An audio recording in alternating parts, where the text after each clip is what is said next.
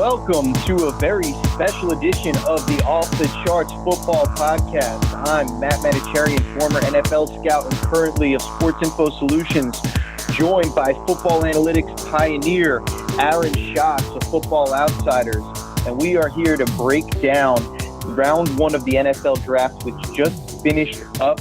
And Aaron, we just finished up that first round with your Patriots picking number 32, getting the number one wide receiver in the SIS Football Rookie Handbook. You feeling good about N'Keal Harry?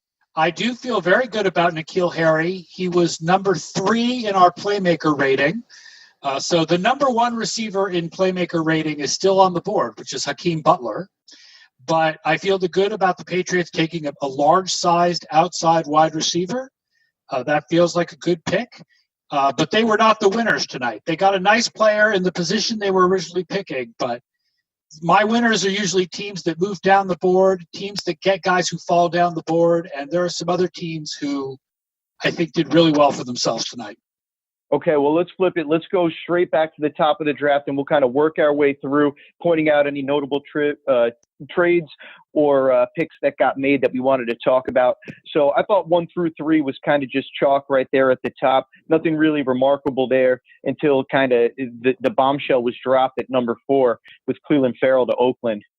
Oh, yeah, that was the bombshell because our Saxier ratings do not like Clelin Ferrell. I mean, do not feel like he's a top 10 pick, do not feel like he's a first-round pick. He was a very average pass rusher by our ratings. He didn't have a lot of pass defense. His number of sacks was not that high. He didn't have a good explosion index in his combine performance.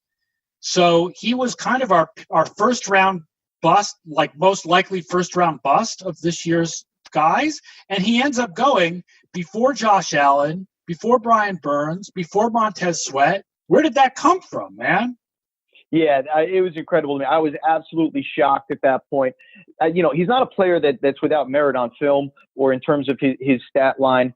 He gets pressures on the quarterback for sure, and he's playing with other defensive linemen, so the pressure share is going to be a little bit affected by that.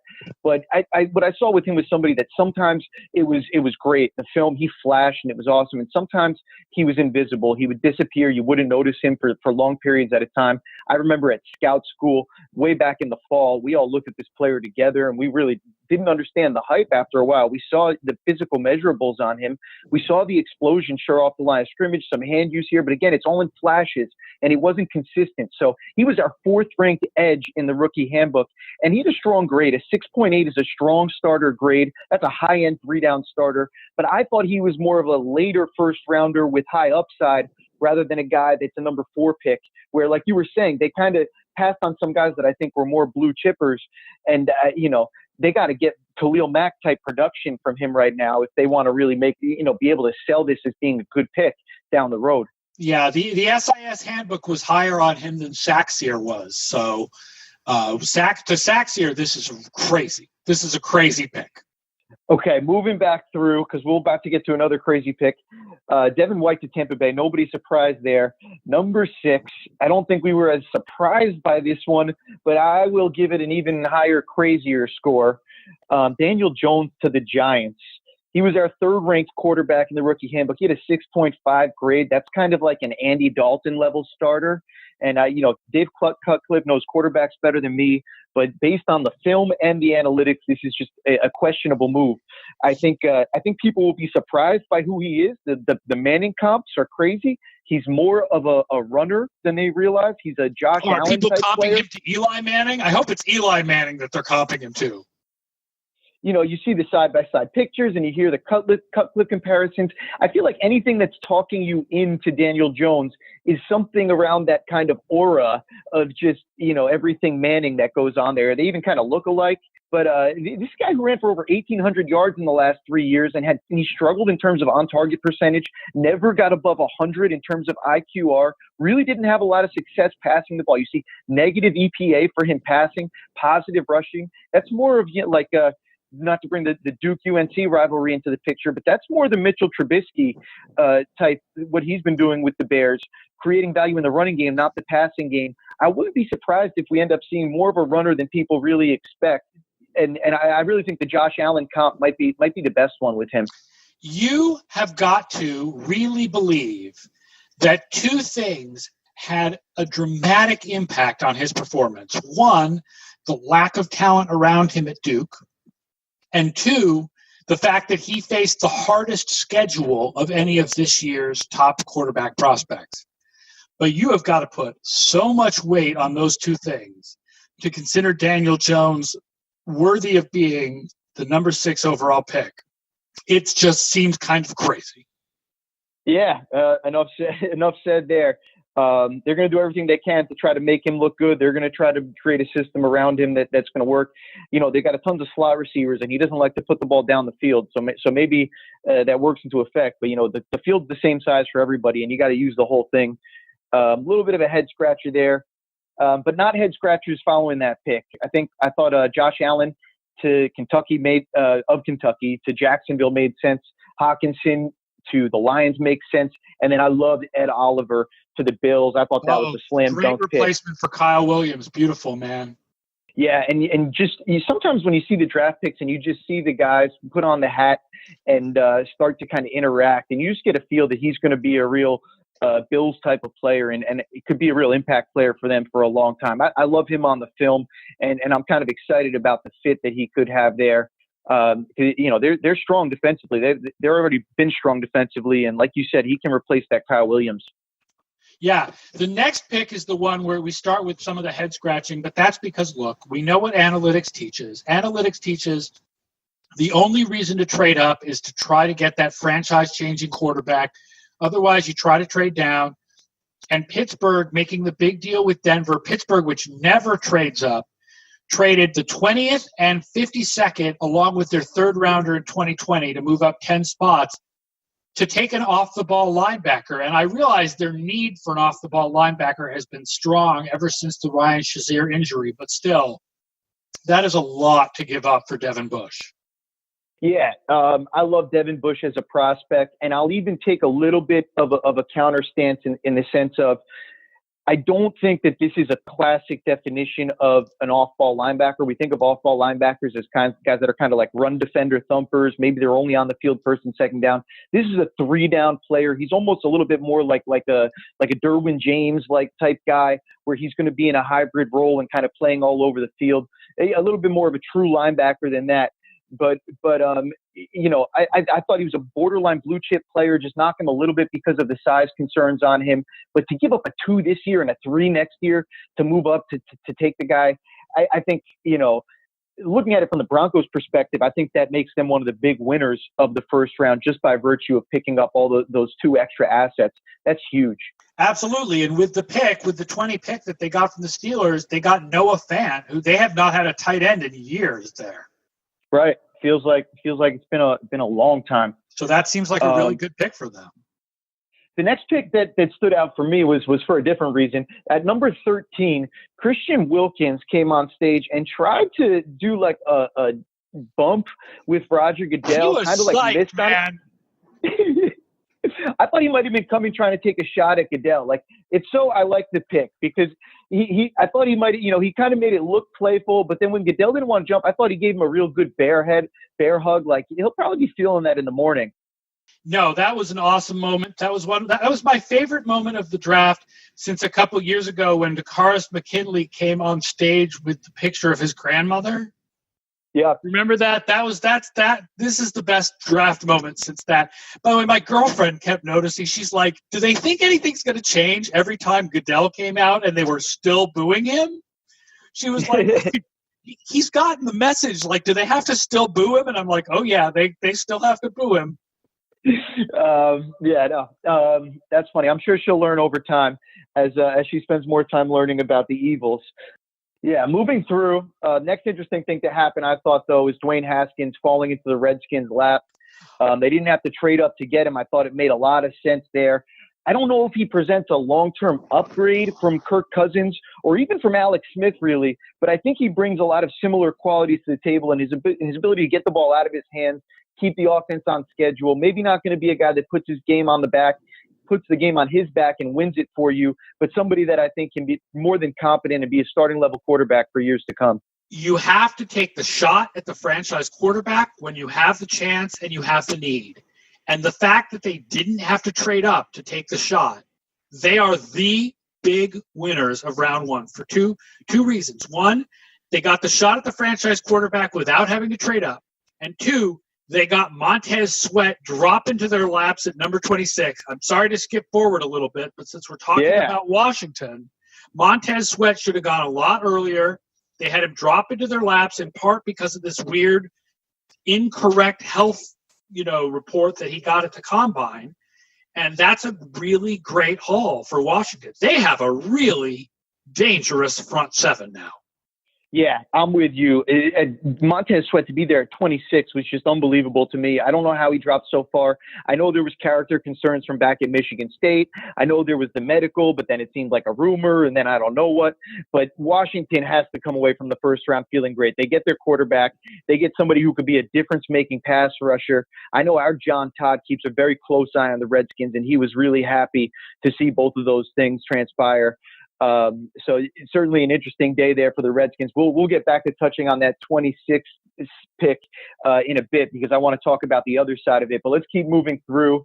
Back to the Giants, onto the board again. I thought your old buddy Bill Barnwell was funny.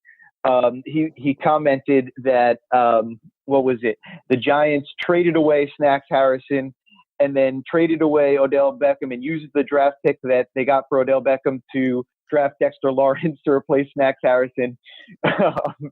It was Dave Gettleman is always on the cutting edge of the NFL. And right now, let's be honest, the cutting edge of the NFL is 2 down defensive tackles that stop the run. That is where your energy goes, baby. Hey, Dexter Lawrence, for what it's worth, I'll say I think he's the type of nose that can actually sometimes play on third down. He can push the pocket as a pass rusher. I don't question him as a player here, but I do just think the whole thing is funny at this point. And as you pointed out, we have no reason to have faith in Gettleman at all. He expounded upon it in another tweet that if you actually think about it, they traded Snacks Harrison and let Collins go and then traded Beckham to replace both Harrison and Collins because Jabril Peppers. Yeah, just genius stuff. I'm still waiting for the Olivier Vernon move, I guess. So that's the Giants doing the Giants. But then at 18, Garrett Bradbury to the Vikings. I absolutely love that pick. I think he helps their entire offense. Elflein slides over to guard, where he played really well in college. And I think suddenly the Vikings might have a respectable first offensive line for the first time that I can remember since before Teddy Bridgewater was there. Yep, that'll be really good for them. And then Tennessee at 19 takes the red shirt, right? I wouldn't have thought Tennessee was the team to not try to make an impact this year. But they take Jeffrey Simmons, who might have been a top 5 pick if not for tearing his ACL, and they'll just redshirt him the year. And Tennessee's not a team I would expect to do that because it feels like they need that 1 or 2 players to get them over the 9-7 hump. But, I mean, Simmons has got a ton of talent. Yeah, I thought the Mississippi State guys, I thought Simmons was the one with the character/medical concerns that was going to make him drop, and it ended up being Sweat that dropped further. As it comes to the Titans, they got to hope that he's going to maybe be a PUP candidate, and you could get him back for the second half of the season potentially, because I don't know that they have the time to just be patient and bring in red shirts. It seems like a questionable way to be building things for where they're at as a franchise. Right, Denver with the Noah Fant pick, and then at number 21, Green Bay trades up to take Darnell Savage. I wanted to point this one out because the Seahawks traded down to accumulate picks, and Evan Silva pointed out they ended up picking up 3 fourth-rounders and an early 5th-rounder for moving from 21 to 37. So over the course of a couple of different moves, they pick up 4 draft picks, 3 4s and 1 5. Really interesting maneuvering there for the Seahawks, getting some extra picks back that they had lost. Yeah. I really like the moves of the Seahawks the past few days that we've seen since they re-upped with Wilson, traded away Frank Clark, and you see the slide down here as they were in a part of the draft where there's not really great value. The guys that are going here in the 20s aren't really separating themselves from what they're going to get at 37. So I thought it was nice moves for them. Seahawks definitely one of the biggest winners. Vince Verhey pointed out on Twitter that if you use the Chase Stewart draft chart, essentially the Seahawks created a second-round pick out of thin air because the value of those 4th and whatever and 5th when you add them all together, equal like an early second-round pick. And this is why we say trade down. And then yet, on the number 22 pick, I want to talk about a trade up that I like, because when you do accumulate those picks, you can get in position where you can make the right trade to move up. And that's what the Eagles did. They traded up to get above Houston. They traded up only 3 spots. 3 spots. They jump Houston. They take Andre Dillard. I thought it was well executed. And then the Texans end up taking Titus Howard. I know Justin was shocked to see Titus Howard there. He was telling me that he thought Howard might have been a nice sleeper as like a third rounder or something like that. You know, a guy that showed out down at the Senior Bowl when we were down there, but not somebody who anybody thought was really a first round pick. Like Cleveland Ferrell, I think he would have been available at least a dozen picks later. So if you want to take him, find a way to trade down, do your homework. Nate Cooper studied this play for us and didn't love him. I was surprised by this. He was your number 10 offensive tackle. Number 10. 10! Backup grade. It's a backup grade, yeah. I think, you know, I was surprised by this pick. And unfortunately for Houston, I think they were surprised by it too. No, I think Rivers McCown said Houston never knows how to trade up. They never get an idea of who might jump them for a player. And they didn't think about Philadelphia jumping them for a player that somebody would trade with Baltimore. Man, you really thought you'd like to have a better backup plan. Speaking of another questionable decision-making, the Raiders, number 24, a pick later, trading up to take a running back. Now, I can say you can bet that Jacobs is going to get stats because Gruden isn't going to invest this kind of draft capital in a running back and then not use him. So I like the talent on him. I should interrupt you. At least we should give them credit for not trading up. This is actually the Khalil Mack pick. Excuse me, I take it back, mea culpa. Regardless, the draft capital there, using the Khalil Mack pick, I don't know if that makes it better or worse, actually, now that I think about it.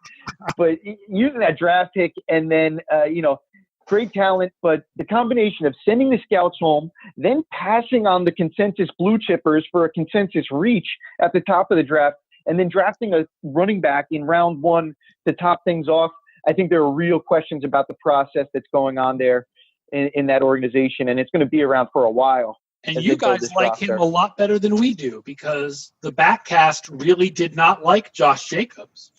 If you look at if you don't like the player, it gets even worse. Yes, when you look at the 40 time and you look at the fact that he was less efficient on a yards per carry basis. I know he was very efficient on a success rate basis, but on a yards per carry basis, he was less efficient than his 2 teammates at Alabama. Backcast doesn't even really like the player that much. Next pick in the draft, though, was Marquise Brown joining Lamar Jackson with the Ravens. That's a fun one. I'm excited to see what that deep threat looks like in that offense. You excited for that one, too? 3 Heisman winners. Marquise Brown has played with 3 Heisman winners. He goes from Baker Mayfield to Kyler Murray to Lamar Jackson. And he was the number 2 playmaker rating wide receiver, the number 1 in playmaker score, which accounts for opportunity and draft status. And I think that's a great pick. Baltimore needed wide receivers immediately. He will start right away. Yep, helps that team speed. And then at 26, the team speed, we talked about Montez Sweat going to the Skins. But on the other side of that trade was the Colts trading out of the first round. They, in my opinion, maybe have the best round 1 of any team without even picking. They trade out of this spot, move down 20 slots to the middle of the second round, and then they pick up a free second-round pick next year. I think this is a heist that is a similar caliber to the Mark Ingram trade that I often talk about when I was with New Orleans and we traded up to get into the first round with a second-round pick and gave up our second-round pick the next year. You know, I don't think it's like the Colts won't get good players in this draft. They pick 30, 34, 46, and 59 in the second round, and then they're already sitting pretty for next year. You know, Chris Ballard with the masterclass. That is the one downside for Washington in this first round is that they had to trade a pick in order to move up to get Montez Sweat. I mean, it's a really nice haul, but yeah, losing that pick is a problem. I think that the internal discussions might have been that they were prepared to give up a pick to trade up for the quarterback if they have to. And when that didn't materialize and they were able to get the quarterback by sitting still, I think they thought, okay, we've got some house money here. Let's go get this player that we thought was a top 10 talent, top 5 talent, whatever it is. And then rounding out, we talked a little bit about N'Keal Harry to the Patriots at 32. I think Brady's going to love him on those ISO routes that used to go to Gronkowski. I think he fits in taking a lot of those in the 3x1s. And then, DeAndre Baker, a couple slots earlier, I'll give Gettleman a little bit of credit there. I do like DeAndre Baker. He was my favorite corner in the draft, top of the football rookie handbook.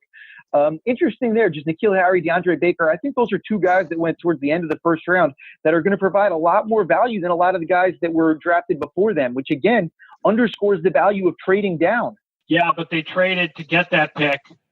Yep. They traded a couple of different picks to Seattle. So one guy I want to bring up is L.J. Collier. That's who Seattle took when they needed a defensive end. They took with the pick that they got for Frank Clark, number 29, and he does very badly in sacks here. He had an extremely poor explosion index, did not actually have a lot of sacks in college, and a very, very, very bad three-cone time. 7.71 is the worst three-cone time of any of the edge rushers that were invited to the combine this year. Yeah, I was looking because Matty Brown, he's an awesome Twitter follower. He tweeted out the SIS pressure stats, noting that Collier had good pressure stats compared to other 5 techniques that were available, the 3 technique, 5 technique guys, as we group those position groups together. So being able to produce as a pass rusher from that kind of 5 tech position, I think is a good skill to have. So hopefully that's what's seeing through a little bit more right there, because he's not your traditional edge rusher. And so I think that's why he probably struggles compared to some of those more, sack-seer prone guys. Yeah, he's larger like the, what's the name of the guy who played that position for Seattle, Clemens? Seattle likes to have one of their 2 defensive ends be larger. So that's, I guess, where Collier fits in. All right. Let's take just one look around. A couple of other things to touch on. No Drew Lock today. Drew Lock did not get drafted. I think that was a positive surprise for me. What did you think of that? I mean, he didn't stand out as a first rounder to me, so I'm not too surprised to see him drop into the second. It also wouldn't be surprising to see him go, I guess fairly early in the second, but you look at teams and you're like, who would take him? Oakland maybe would take him. Right. I don't know what the landing spot is, and you would have thought they might have traded up to get that 5th-year option if they were really interested. And by the way, that goes with the player that everybody was talking about on the NFL Network over and over again, which is, what on earth is Arizona going to do with Josh Rosen? Are they really going to keep him as the backup, which economically makes some sense, but as far as massaging human egos, I just, you feel like they could get more for him from somebody, but who would that be? Would it be the Chargers? Would it be the Patriots? Like who? Is Josh Rosen going to get traded somewhere where he can become an heir apparent? Right. I love the Dolphins as a potential landing spot there. I think the Dolphins' mindset is much more about going after quarterbacks next year. I don't see why you just throw a year away in terms of trying to solve that quarterback position, because all of a sudden, if you don't figure it out and get it right next year, then you're done as far as your tenure. I think it's the idea of building around that position and then filling in that position last, maybe where they're going. But I don't know. Maybe Miami would be interested in him. Or maybe we're talking about a 3rd rounder. It's not like Fitzpatrick is exactly a tank-style quarterback, du jour. He's probably going to win too many games for you, at some point by doing some of that magic. It's magic, baby. Okay, some awesome players available tomorrow. I'm looking forward to the receivers, DK Metcalf and A.J. Brown, the Mississippi guys. I'm looking forward to some corners. We didn't see a lot of those guys off the board either. Greedy Williams and Byron Murphy at the top of the board. And then some of the tackles. We talked a lot about Jawan Taylor, Cody Ford. Haven't seen those guys come off yet.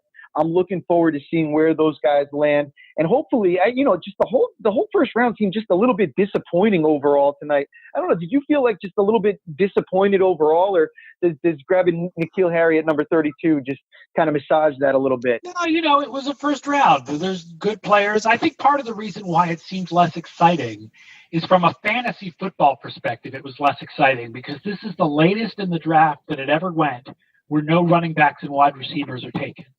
So from a sort of a fantasy football perspective, this wasn't exciting. But, I mean, there was some interesting stuff going on in this first round. Yeah, I love my big boys. So I'm not going to get mad about those guys going over the fantasy we people. Knew it was a defensive line first draft. That's what we knew. It was all about defensive line this year. And this first round was a lot of defensive line. It was in sometimes in peculiar orders with Farrell up high and Daniel Jones sprinkled in there and stuff like that. But overall, a lot of teams got better up front. I'm with you there. All right, this has been a very special edition of the Off the Charts Football Podcast. Please check out the SIS Data Hub. Go to sisdatahub.com. There are free trials available all weekend long throughout the NFL Draft. Thursday, Friday, Saturday, you will be able to sign up for a free account to the Sports Info Solutions Data Hub, and you can check out all the different tools that are available there and kind of kick the tires on all the different stats as you start to see who these new players are that are joining your teams. And, of course, you can get all the information in the SIS Football Rookie Handbook available on Amazon. We'll see you next week. Enjoy the rest of the draft.